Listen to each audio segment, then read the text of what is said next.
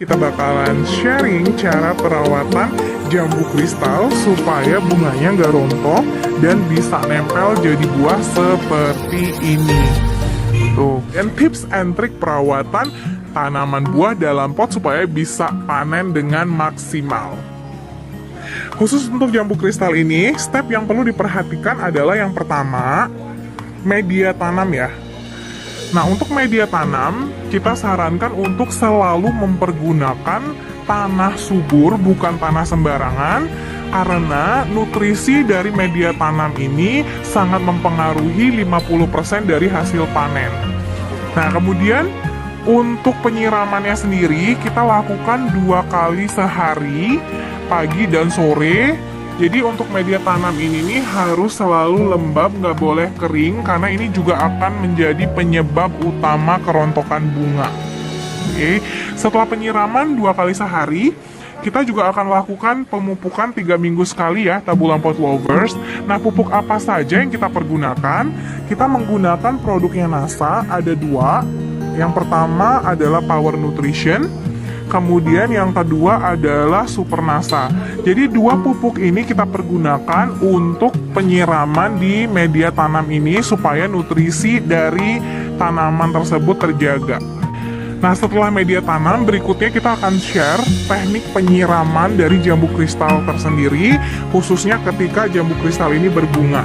Untuk penyiraman itu wajib dan harus dilakukan di tanah dan di batang bawahnya saja, dihindari melakukan penyiraman pada bunga. Karena ketika bunganya ini kena air, ini akan menyebabkan lembab dan kemudian juga akan memicu kerontokan pada bunga tersebut. Ini salah satu contohnya ini ya. Jadi kalau udah berbunga kayak begini, penyiraman cukup dilakukan di bagian bawah aja, bagian batang bawah dan di tanah. Nah, berikutnya, ketika tanaman subur, biasanya itu akan keluar bunganya banyak banget ya, Tabulam Pot Lovers. Cuman di sini kita nggak boleh biarkan bunga yang terlalu banyak, karena akan mengganggu nutrisi juga. Karena kita lihat juga ya, pohonnya kan masih kecil, jadi nggak mungkin dia akan berhasil membuahkan semuanya. Untuk itu kita harus merelakan sebagian bunga untuk kita gugurkan. Nah, untuk cara perontokannya, kita bakalan kasih tutorialnya juga. Oke, salah satu contohnya yang ini. Nah, kita perhatikan satu ujung ini terlalu banyak bunganya, jadi dipastikan akan mengganggu nutrisi alias akan besar potensinya untuk gugur. Nah, untuk itu kita harus petikin beberapa. Contohnya ini. Nah, kemudian di sebelah sini. Oke, jadi kita cukup keep satu bunga aja seperti ini, supaya nutrisinya nggak terbagi. Nah, kemudian kita juga harus petikin ujung daunnya ini supaya nutrisinya juga fokus di bunga aja. Oke.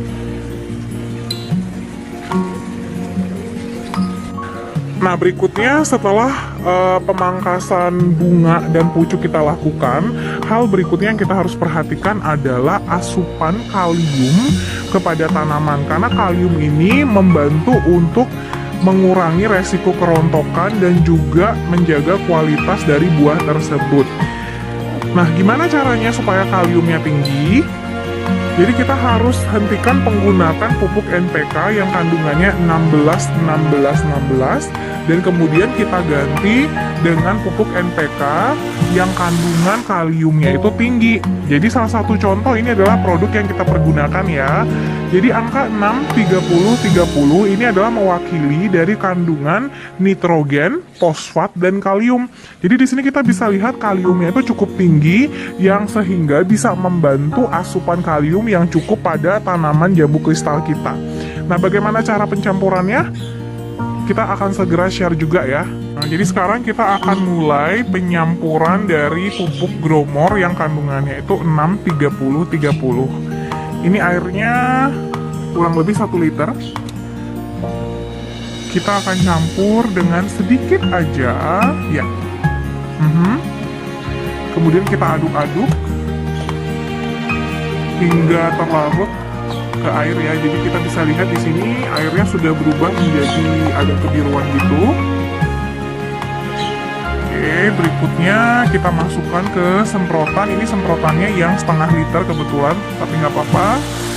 Kita campur, kita tuangin sedikit demi sedikit aja.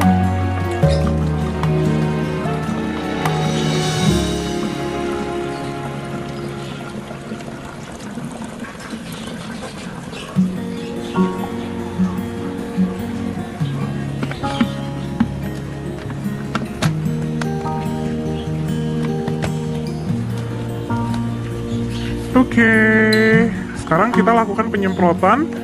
Jadi untuk penyemprotan ini harus kalian lakukan minimal seminggu sekali di pagi hari sebelum jam 9 pagi. Nah, kenapa sebelum jam 9 pagi? Karena memang sebelum jam 9 ini mulut daun atau stomata itu terbuka maksimal. Oke, penyemprotan itu dilakukan di bagian daun. Oke. Kemudian di bagian bawah daunnya juga harus kena ya, tabu lamput lovers tuh. Jadi bagian daunnya ini harus kena semprot juga karena di bagian bawah daunnya inilah terdapat banyak stomata atau mulut daun. Dan jangan lupa kalian semprotin juga di bunganya.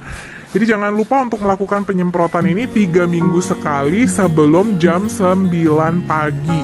Jika kalian masih ada pertanyaan atau ada yang kurang jelas, silahkan komen aja ya. Bye-bye!